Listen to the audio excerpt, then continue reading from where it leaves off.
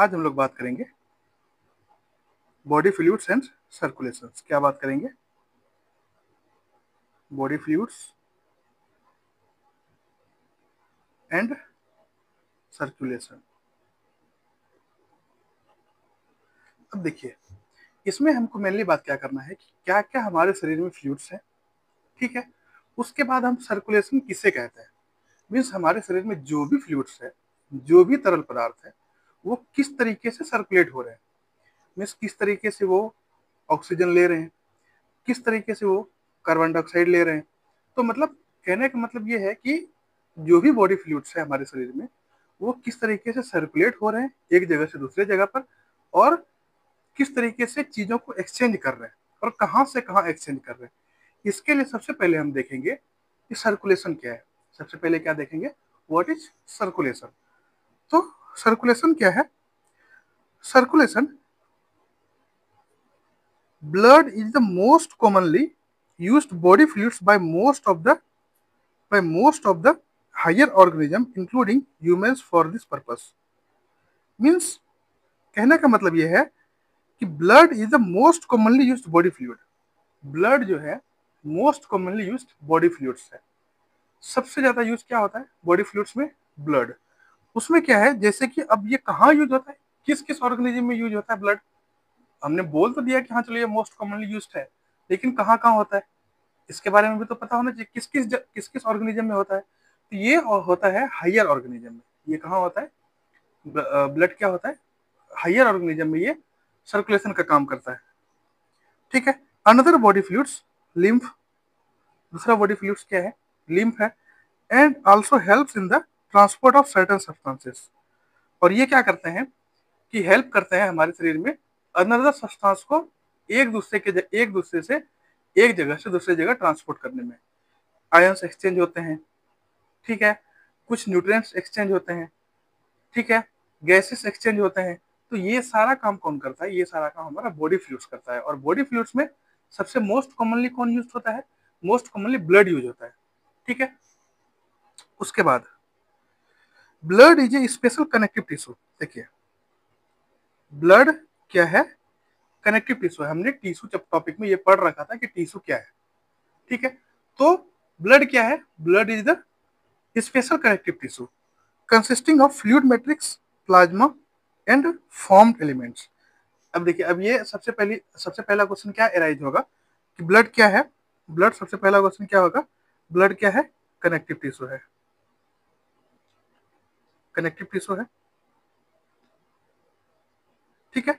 अब इसमें क्या क्या कंसिस्ट होता है? क्या क्या कंसिस्ट होगा आपका? प्लाज्मा,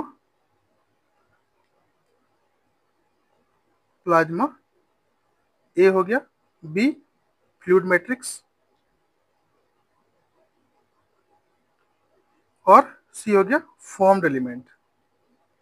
फॉर्म्ड एलिमेंट्स मींस इन तीनों चीजों से मिलकर के क्या बना है? आपका ब्लड बना है, ठीक है। इन तीनों चीजों से मिलकर के क्या बना है? फ्लूइड मैट्रिक्स, प्लाज्मा और फॉर्म्ड एलिमेंट। इन तीनों चीजों से मिलकर के क्या बना है? आपका ब्लड बना हुआ है, ठीक है। उसके बाद कंपोनेंट्स ऑफ ब्लड। ब्लड का क्या क्या कंपोनेंट है? ब्लड में क्या क्या पाया जाता है? ब्लड कंसिस्ट ऑफ, अब ब्लड में क्या क्या है हमने पढ़ा था, क्या क्या है? Fluid elements, fluid matrix, plasma और फॉर्म्ड एलिमेंट। तो ब्लड में क्या हो गया? प्लाज्मा हो गया और फॉर्म्ड एलिमेंट हो गया, ठीक है। अब फॉर्म्ड एलिमेंट में भी क्या क्या है? आरबीसी और प्लेटलेट्स और डब्ल्यूबीसी। फॉर्म्ड एलिमेंट में क्या क्या हो गया आपका? आरबीसी, डब्ल्यूबीसी और प्लेटलेट। आरबीसी को हम लोग क्या बोलते हैं? एरिथ्रोसाइट्स। डब्ल्यूबीसी को क्या बोलते हैं? ल्यूकोसाइट्स। और प्लेटलेट्स को क्या बोलते हैं? थ्रोम्बोसाइट्स। अब डब्ल्यूबीसी में क्या क्या है? डब्ल्यूबीसी में है ग्रेनुलोसाइट्स और ए ग्रेनुलोसाइट्स। अब ग्रेनुलोसाइट में क्या है? बेसोफिल, इयोसिनोफिल और न्यूट्रोफिल्स। और ए ग्रेनुलोसाइट्स में क्या है? लिम्फोसाइट्स और मोनोसाइट्स। ये है आपका ब्लड, ठीक है। ब्लड में ये सारी चीजें मिलती है। क्या क्या मिलती है? प्लाज्मा और फॉर्म्ड एलिमेंट। फॉर्म्ड एलिमेंट में क्या क्या मिलती है? फॉर्म्ड एलिमेंट में मिलती है आपकी आरबीसी, डब्ल्यूबीसी और प्लेटलेट्स। डब्ल्यूबीसी में क्या मिलते हैं? ग्रेनुलोसाइट्स और ए ग्रेनुलोसाइट्स। ग्रेनुलोसाइट्स में क्या है? इयोसिनोफिल बेसोफिल और न्यूट्रोफिल्स। और ए ग्रेनुलोसाइट्स में क्या है, लिम्फोसाइट्स और मोनोसाइट्स। ये हो गए आपके ब्लड्स के सारे कंपोनेंट्स। ठीक है, उसके बाद हमने बात कर ली क्या क्या फॉर्म्ड एलिमेंट की। अब प्लाज्मा में क्या क्या है। प्लाज्मा में है आपका वाटर लगभग लगभग 90 से लेकर के 92%, प्रोटीन्स 6 to 8%।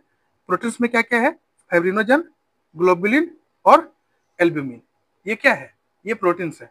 ठीक है, और ions, calcium, sodium, magnesium, chlorine, phosphate, और ये ऑर्गेनिक कंपोनेंट, ऑर्गेनिक कंपोनेंट, ये सारी चीजें मिलती है आपका प्लाज्मा में।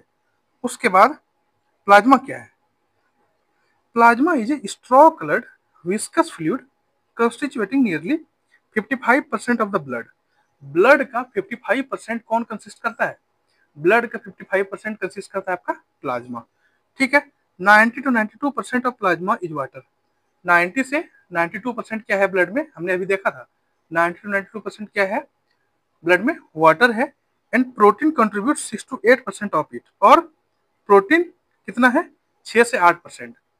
ठीक है, fibrinogen, globulins and albumins are the major protein. कौन कौन से मेजर प्रोटीन है, फाइब्रोजन्स, एल्ब्यूमिन्स और ग्लोबुलिन्स। ये सारे क्या हैं, ये सारे मेजर प्रोटीन। और ये कहाँ मिलते हैं, ये मिलते हैं हमारे प्लाज्मा में। ये कहाँ मिलते हैं, ये मिलते हैं हमारे प्लाज्मा में। ठीक है, फाइब्रिनोजन्स आर नीडेड फॉर क्लॉटिंग और कोआगुलेशन ऑफ ब्लड। फाइब्रिनोजन्स कहाँ जरूरत है, फाइब्रिनोजन्स का आखिर क्यों जरूरत पड़ा, ये सवाल तो आ सकते हैं ना कि फाइब्रिनोजेंस का क्यों जरूरत पड़ा। फाइब्रिनोजेंस का इसलिए जरूरत पड़ा क्योंकि जब भी मान लिया जाए शरीर में कहीं कट लग गया, कहीं पर भी शरीर में क्या हो गया, कट लग गया, अब वहां पर ब्लड जो क्लॉट होता है, ब्लड जो जमता है, वो किसके किसके कारण जमता है, इसी प्रोटीन के कारण जमता है। किसके कारण जमता है, इसी प्रोटीन के कारण जमता है। इसीलिए कोआगुलेशन ऑफ ब्लड के लिए क्या है, कोआगुलेशन ऑफ ब्लड के लिए क्या है हमारे पास, फाइब्रिनोजेंस है। अब ग्लोबुलिन्स क्या है, globulin primarily are involve in defense mechanism of the body and the albumins helps osmotic balance. देखिए क्या क्या है, हमने फाइब्रिनोजेंस की बात कर ली, अब क्या है ग्लोबुलिन्स। ग्लोबुलिन्स का प्राइमरली क्या काम है, ग्लोबुलिन्स क्या करता है, वो डिफेंस मैकेनिज्म की तरह काम करता है। वो क्या करता है, मीन्स हमारे शरीर पे अगर कोई भी चीज अटैक कर रही है, कोई भी बैक्टीरिया है, कोई भी वायरस है, वो पहले अगर अटैक कर रहा है, वो क्या होगा, वो सबसे पहले क्या करेगा, वो सबसे पहले उस जगह एल्ब्यूमिन आकर के, ग्लोबुलिन आकर के क्या करेगा, उसको अटैक करेगा, उसको बचाएगा, शरीर को, हम शरीर को, हमारे शरीर को बचाएगा किससे, जो फॉरेन चीजें आ रही है, जो बाहर से चीजें आ रही है, उससे हमारे शरीर को बचाएगा। कौन बचाएगा, ग्लोबुलिन्स बचाएगा। ठीक है, उसके बाद बात रहेगी किसकी, ऑल्ब्यूमिन्स की। अब ऑल्ब्यूमिन्स क्या करता है, ये हेल्प करता है ऑस्मेटिक बैलेंस में। ऑल्ब्यूमिन्स किसमें हेल्प करता है, ऑस्मेटिक बैलेंस में हेल्प करता है। Plasma also contains small amounts of minerals. Plasma के पास स्मॉल अमाउंट्स ऑफ मिनरल्स भी है, जैसे में सोडियम हो गया, कैल्शियम हो गया, मैग्नीशियम हो गया, बाइकार्बोनेट हो गया, क्लोरीन हो गया। ये सब क्या है, ये सब आपके कुछ अमाउंट में क्या है, आपके स्मॉल अमाउंट में मिनरल्स हैं। ठीक है, उसके बाद glucose, amino acids, lipids etc are also present in the plasma. देखिए कहने का मतलब है कि 55% लगभग लगभग ब्लड का 55% भाग कौन कवर करता है, प्लाज्मा कवर करता है। अब प्लाज्मा में देखिए इतनी सारी चीजें मिलती है, सिर्फ फाइब्रिनोजन, एल्ब्यूमिन और ग्लोबुलिन्स नहीं मिलते, इतनी सारी कंपोनेंट्स मिलती है, कुछ मिनरल्स भी मिलते हैं, कुछ प्रोटीन्स मिलते हैं, और 90 to 92% क्या है, 90 से 92% क्या है आपका, वाटर प्रेजेंट है। ठीक है, उसके बाद ग्लूकोज, एमिनो एसिड, लिपिड्स, ये सारी चीजें भी प्लाज्मा में प्रेजेंट होता है, as they are always in transit in the body. Factors for कोagulation और clotting of blood are also present in the plasma in an inactive form. देखिए जो भी फैक्टर्स है कोagulation का, हम आगे पढ़ेंगे कोagulation का क्या क्या फैक्टर है, तो जो भी फैक्टर है कोagulation का, वो क्या होते हैं, वो भी ब्लड में प्रेजेंट होता है, वो भी प्लाज्मा में प्रेजेंट होता है, लेकिन किस रूप में प्रेजेंट होता है, इनएक्टिव रूप में, वो एक्टिव रूप में प्रेजेंट नहीं होते।